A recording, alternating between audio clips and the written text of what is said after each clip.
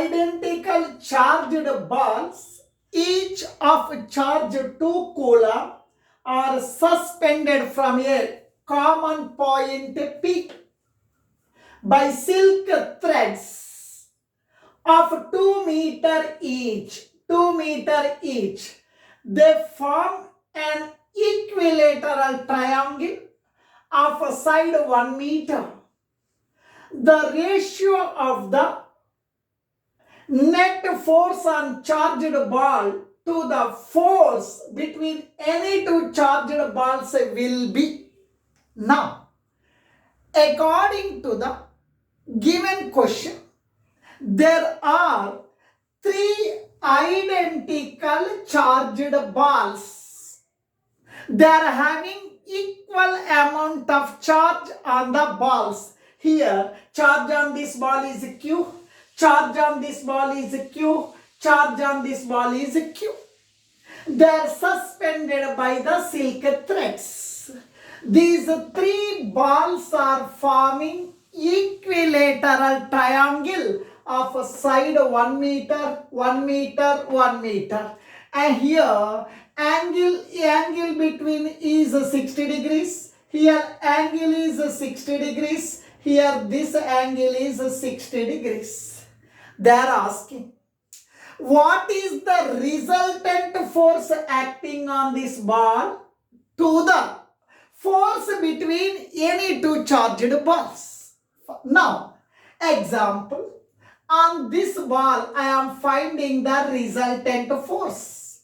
Here, charge on this ball is Q, charge on this ball is Q. Both are having same amount of charge. There exists a repulsive force. This charged ball is applying a repulsive force on this ball in this direction. This is a repulsion force due to the first ball.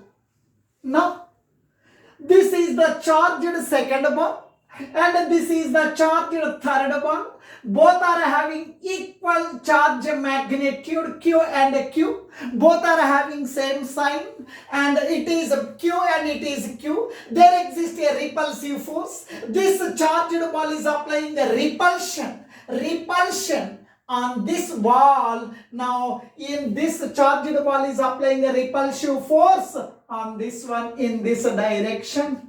This is F2.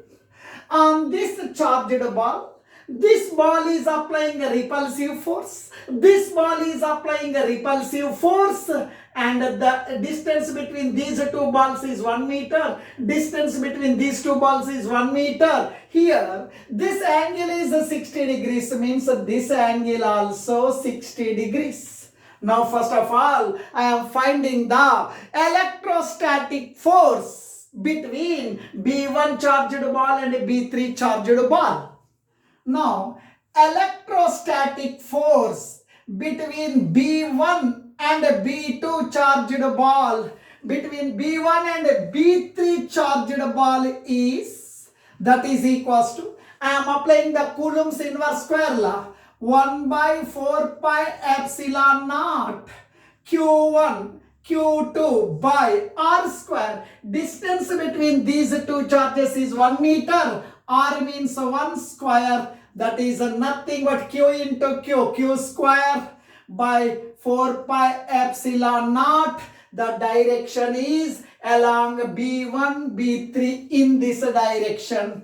Along B1 to B3, this direction. Now, in between these two, there exists a repulsive force. This charged ball is applying a repulsive force on this one. Now I am applying the Coulomb's inverse square law. Now, force between B2 and B3, B2 and B3, B2 and B3 is equals to 1 by 4 pi epsilon naught Q1, Q2, Q1, Q2 by R. Distance between these two charged balls is 1 meter. Distance is 1 square. Q into Q square by 4 pi epsilon naught. It is applying a repulsive force in this direction, B2, B3 direction, along B2, B3 direction. Here q square by 4 pi epsilon naught. Here q square by 4 pi epsilon naught. Both are equal in magnitude. Both are equal in magnitude. This I am taking as F. This I am taking as F. On this charged ball, two electrostatic forces are acting. Angle between these two forces is 60. At this point, I am finding the resultant electrostatic force between F1 and F2. Now that is equals to resultant electrostatic force at the charge Q, which is placed at the point B3. I am finding the resultant force. That is equals to under root of.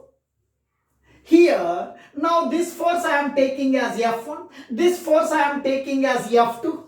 This I am taking as F1. This I am taking as F2. Both are equal in magnitude. That is equals to F1 square plus F2 square plus 2 F1 F2 cos theta.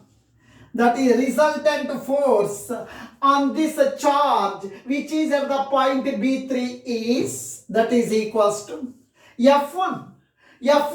This F1 and F2 both are equal in magnitude. Both are equal in magnitude. F1 means F. F2 means F2. F1 and F2 both are equal in magnitude. F1 means F. F2 means F cos theta. Now this is F1, it is F2. Angle between them is 60 degree. Theta means 60 degrees.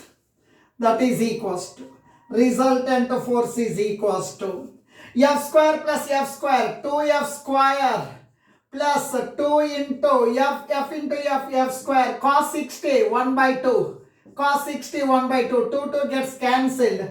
Resultant force is equals to 2F square plus F square, 3F square. Resultant force is equals to root 3F. We know this is the resultant force on the charge Q which is placed at B3. Now, this is the resultant force. Now they are asking the ratio of resultant force on this charge to the force between any two charges. Force between these two charges is F.